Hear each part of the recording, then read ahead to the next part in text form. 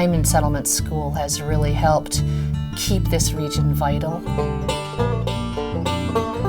and keep this region mindful of its heritage. Bridge. Culture. Kentucky. We've always wanted to represent our region honestly for the beauty that's here, for the, the strength of our people. Beautiful. Community. A rich history. Spirit. I think everyone here is just really inclusive and no one's an outsider. Family. Home. Sanctuary. Rejuvenation.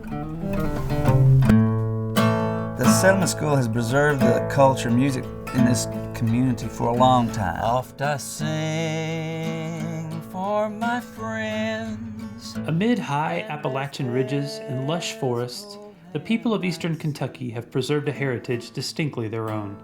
But this heritage is in danger of being lost. Fiery music with racing tempos and haunting, beautiful melodies once filled homes, rushing past the broad leaves of oaks and sweet gum trees. Isolation from more industrialized parts of the country helped to preserve traditional folk arts and culture, but this isolation also limited access to good education.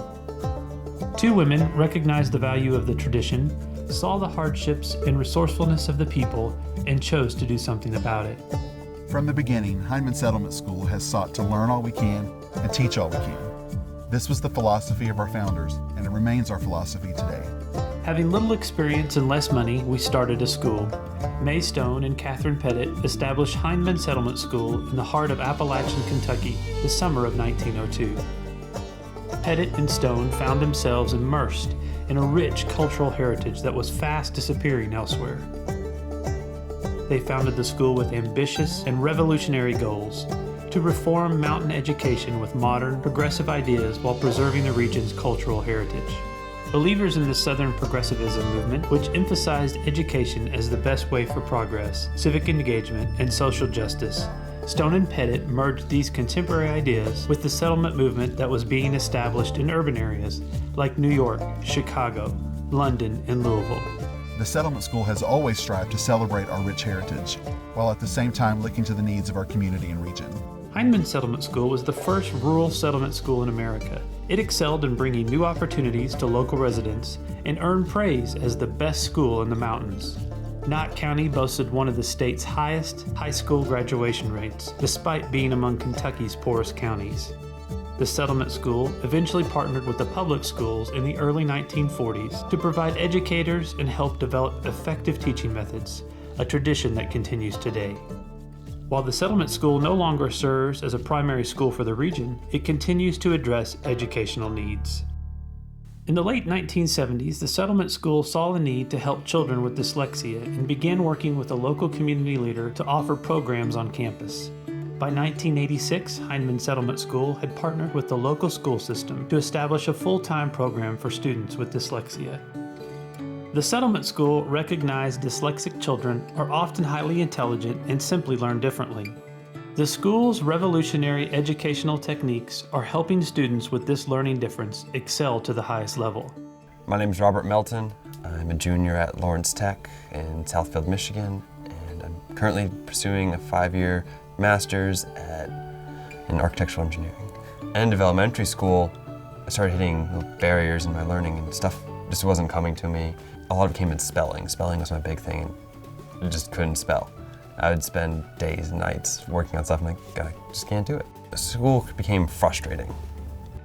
Everyone at Settlement School had a very big impact. It really helped. The Hindman Settlement School's dyslexia program was an answer to my prayers. It provided Robert with what he needed to excel. Biggest thing I took away from the school by far was to learn to see things from different viewpoints, to take something and turn it, twist it, to look at it differently.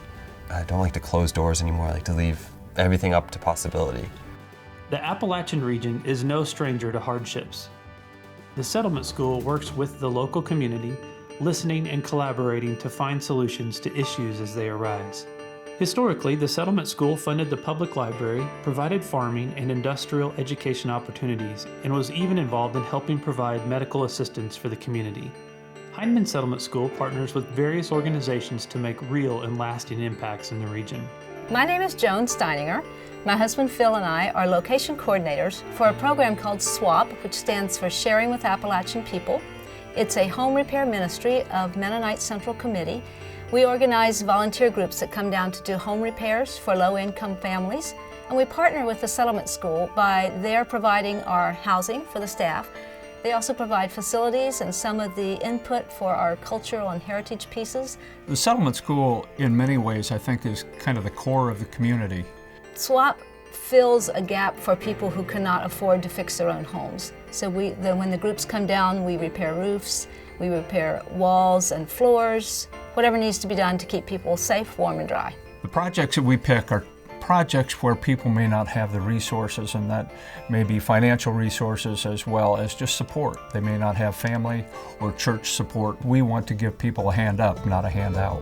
I feel like the Hindman Settlement School's role in the region is very key to preserving the culture and heritage, the history of Appalachia, and to helping the people in the area feel proud. Jane Addams, whose work with the poor in inner-city Chicago greatly influenced Stone and Pettit, said, "Settlement work would benefit those who came to serve more than those served." A Kentucky mountaineer responded to this sentiment by saying, "Mixon learns both parties." Mae Stone and Katherine Pettit quickly realized that while they had something to offer the people of eastern Kentucky, they would gain just as much working with mountain people.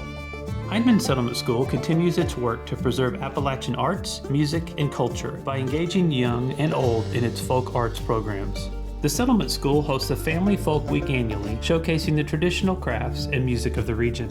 The school also holds an annual writers' workshop to foster community and advancement among Appalachia's notable and up-and-coming writers. Time and again, successes have allowed us the good fortune of doing new work.